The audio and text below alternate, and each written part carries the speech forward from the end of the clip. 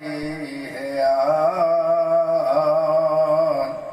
हर लबों पे मरहबा की सदा क्यों आ रही है यार।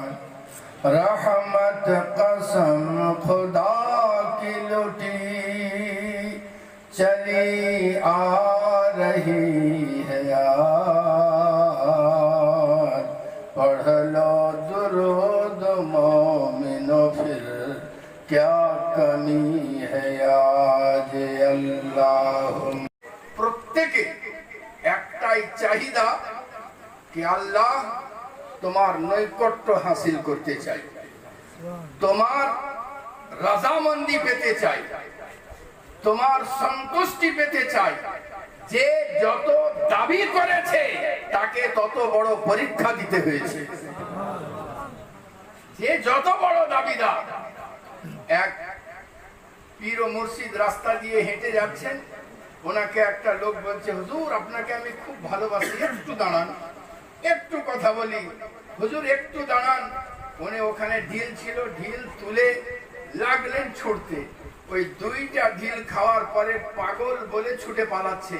তো বলছেন তুমি এই ভালোবাসো, দুইটা ঢিল পেয়ে ছুটে পালাচ্ছ? আর আল্লাহ পাক দিন রাত হাজারো ঢিল মারেন কিন্তু তার রাস্তা থেকে সরে যায় না। তো যারা আল্লাহকে রাজি করতে চায়, তার প্রতিবেশী তার উপরে জুলুম করতে পারে, তার নিকট আত্মীয় তার উপরে জুলুম করতে পারে, মুসল্লি ভাইয়ের সঙ্গে তার ঝগড়া হতে পারে, সব ছাড়বে, মসজিদ ছাড়বে না।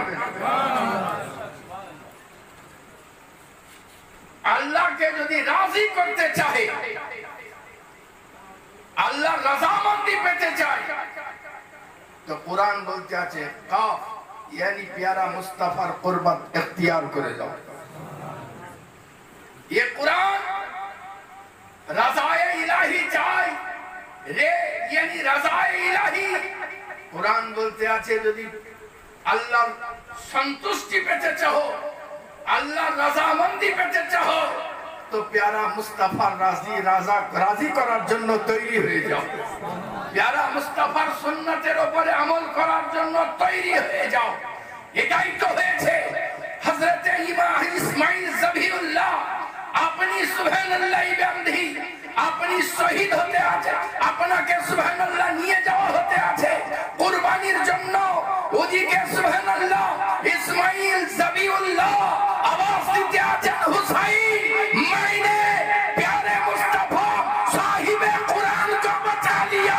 करबला से इमाम हुसैन ने कहा मैंने सुबहानल्लाह बिहम्दिही शरीयत को प्यारे मुस्तफा के नाम लिए प्यारे मुस्तफा के लाए हुए कुरान को बचा लिया।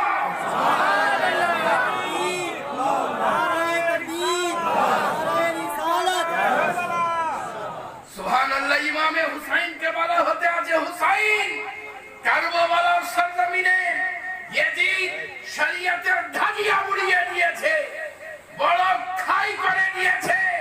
বলে আমার কাছেও পাহাড় আছে, আলী আসগরকে দিয়ে দেব। ওই খাইকে পূরণ করার জন্য আমার কাছে পাহাড় আছে, আমি আলী আকবরকে দিয়ে দেব, আমি কাসেমকে দিয়ে দেব।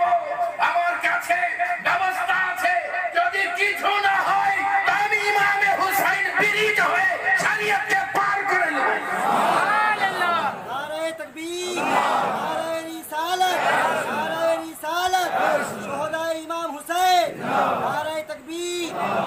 आज दुनियार बुके কিছু লোক বলতে আছে যে ইমামে হুসাইন গদির জন্য লড়াই করতে আছেন। সুবহানাল্লাহ। আশিকে রাসূল চিৎকার করে সারা বিশ্বকে বলে, বলো যদি গদির জন্য লড়াই হয় তো প্যারা মুস্তাফা রওজায়ে পাকের কাছে লেগে যাওয়া সিংহাসন বেশি দামি না, কুফার কাছে লেগে যাওয়া সিংহাসন বেশি দামি।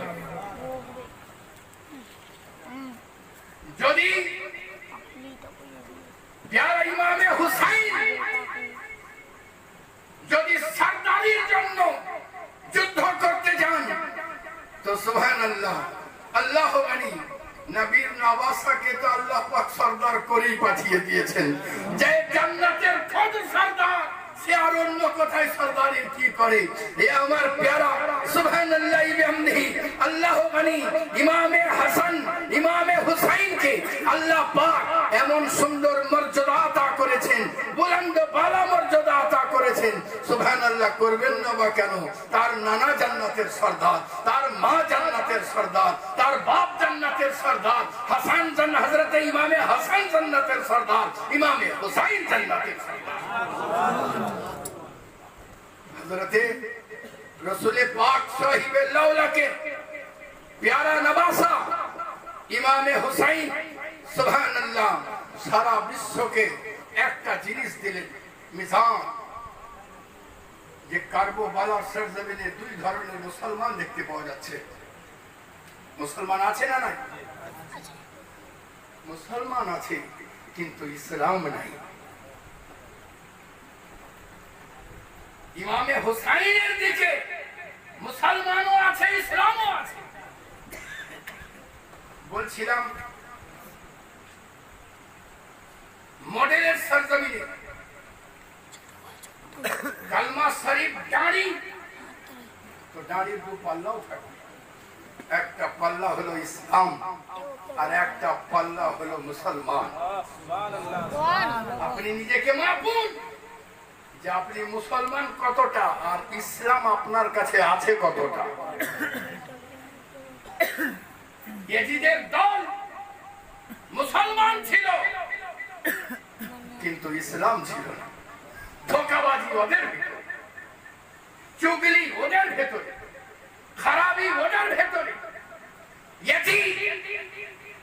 মিথ্যাচার করে, চুগলখোর, মদখোর, শরীয়ত যা পালন করে ও সব কয়ের উপরে পূর্ণ আমল করে রেখেছে। সত্য কথা তো এইটা যে ইয়াজিদের দিকে কি আছে, ইমামে হুসাইনের দিকে কি আছে, হযরতে হোর ভাগ করে দিয়েছে। হযরতে হোর বলতে আছে যে ইমামে হুসাইন আপনাকে ঘিরে নিয়ে এসেছি, এখান থেকে আর বেরোতে পারবেন না। হযরতে ইমামে হুসাইন বললেন, হোর শুনে রাখো, তুমি কেন আমাকে ঘিরলে? বলে, হুসাইন আপনি মুসলমান? হযরতে ইমামে হুসাইনের বুকে চোট লেগেছে। বলেন যে আমি যদি মুসলমান না হই তো কে মুসলমান? হযরতে হোর বললেন, তাহলে আপনি প্রমাণ দেন। আপনি দরুদ শরীফ পড়ে শোনালেন, আপনি আয়াতে কোরআন শোনালেন, নবীর হাদিসে পাক শোনালেন। হোর মাথায় হাত দিয়ে বসে গিয়েছে। সুবহানাল্লাহি বিহামদিহি হোর মাথায় হাত দিয়ে বসে গিয়েছে।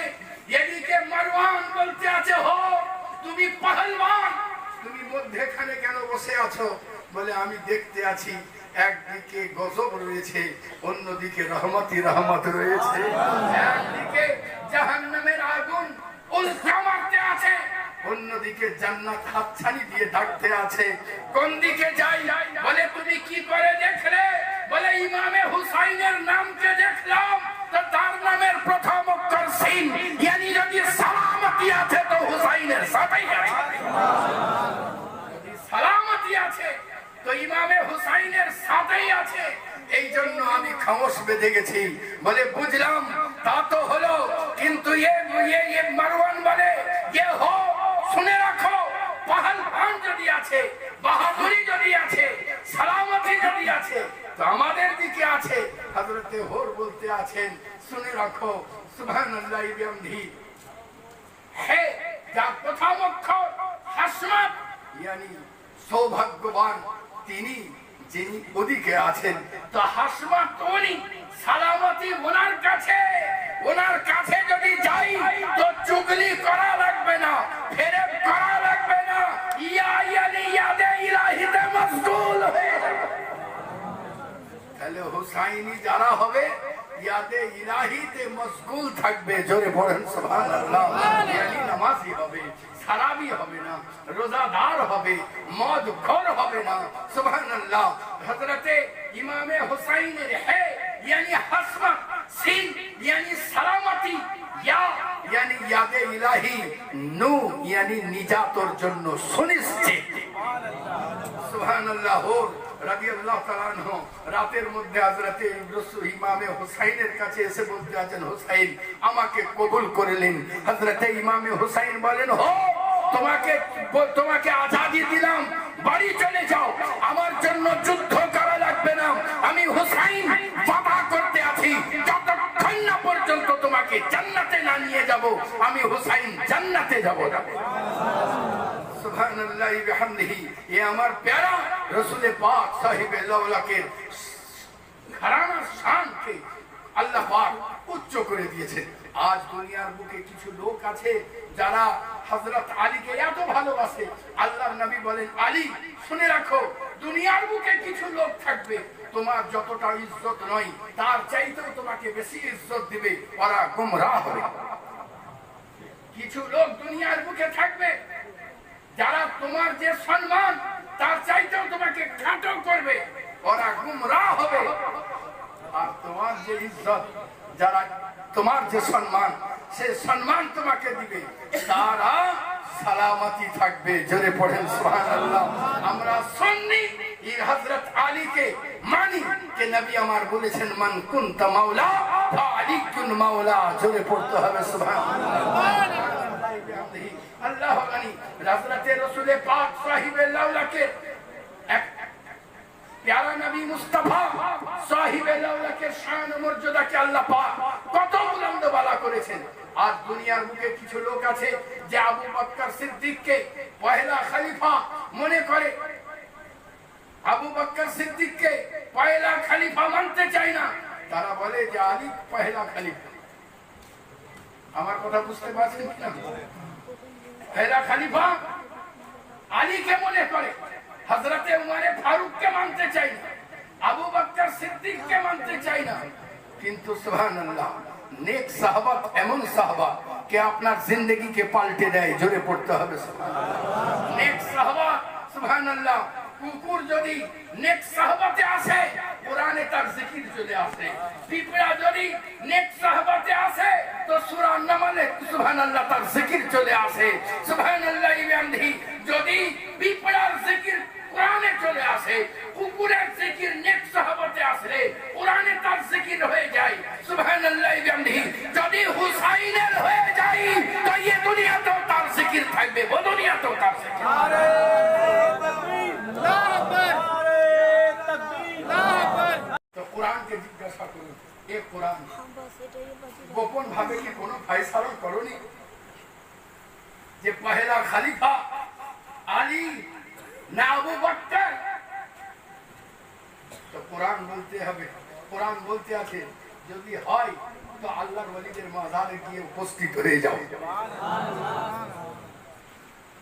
ওলিদের কাছে পৌঁছে যাও, বুজুর্গানে দিনদের কাছে পৌঁছে যাও, উত্তর পেয়ে যাবে। সুবহানাল্লাহ। আজ প্রত্যেকটা জলসায়, প্রত্যেকটা উরসে পাকে পীরের দিওয়ানা যারা এই আয়াতের তাযকিরা করেই থাকে, হ্যাঁ বলেই থাকে যে আল্লাহ এই এই ব্যক্তিদের উপরে ইনাম রেখেছেন। জোরে পড়েন সুবহানাল্লাহ। আল্লাহ কাদের উপরে ইনাম রেখেছেন? নবীকে। জোরে বলতে হবে, কাদের উপরে? কাদের উপরে? নবীদের উপরে। কাদের উপরে? নবীদের উপরে, সিদ্দিকদের উপরে, সুহাদাদের উপরে আর সালেহিনের উপরে। জোরে পড়তে হবে সুবহানাল্লাহ। এই চারের বাইরে কোন আল্লাহর তরফ থেকে কোন পুরস্কার নাই। কারা? নবী। কারা? নবী। বলতে হবে নবী, সিদ্দিক, সুহাদা, সালেহিন। তো নবীর পরে যিনি খলিফা হন তিনি সিদ্দিকই ছিলেন। নবীর পরে যিনি খলিফা হন তিনি সিদ্দিক ছিলেন। এখন বুঝতে হবে যে উমর প্রথমে শহীদ হয়েছেন না হযরত